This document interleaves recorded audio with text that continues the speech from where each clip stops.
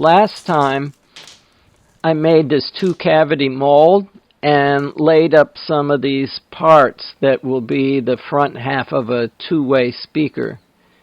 And I said I really didn't have to make the back half of this mold because I can just use the 2 upper cavities in the mega mold that was for a 4-way speaker, because they're the same size hemispheres and the same distance apart, so they'll line up.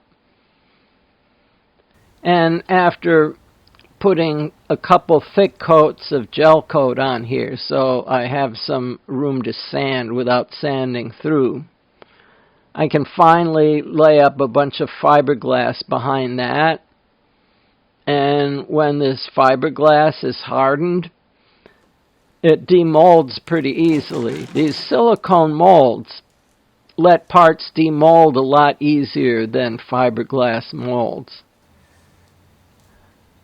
When I glued the front and back halves of the 4-way speaker together, I said next time I wanted to make some boards like this, basically with cutouts where the hemispheres go.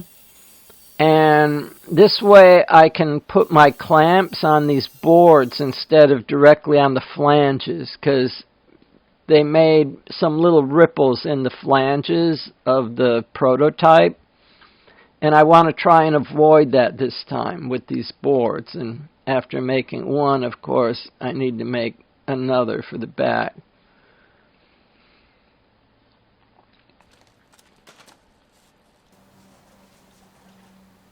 So now that I'm ready to glue the front and back halves together, everything gets wiped down with acetone so the fiberglass will stick.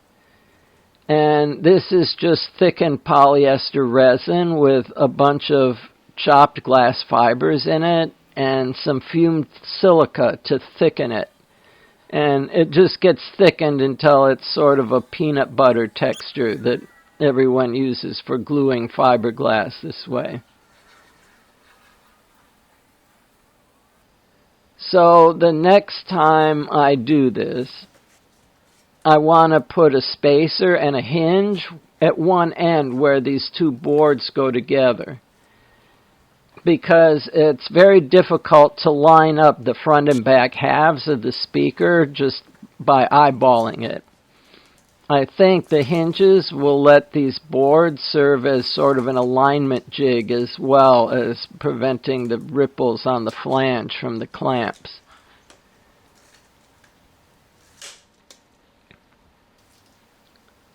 So after applying a ridiculous number of clamps, I can let this set up overnight. And this is the next day.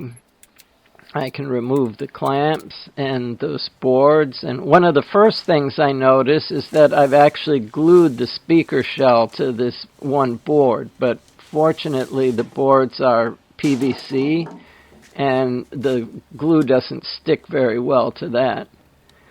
These cracks, I think, are because I was sick for a few days and I didn't glue these together right away. And they became a lot stiffer after a few days of sitting. So next time I do this, I really want to try to lay up the front and back half and glue the 2 halves together all in the same day. Yeah, and this flange was going to take forever to sand off, so I'm cutting it off with the angle grinder before going back to the belt sander. And this really isn't the final sanding either. I'm still trying to figure out what I want to do with these parts. They're mainly a pathfinder for, any problems that will arise gluing the halves together and stuff. So I can make my mistakes on these rather than on the good ones later, which will be bigger and more expensive parts.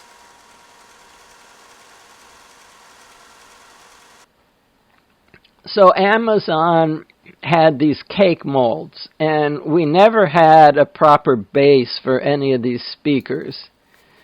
And I'm thinking sort of a disc-shaped base might work out. And this is a 9-inch cake pan. But they also have silicone molds that are larger like this for resin tabletops and stuff.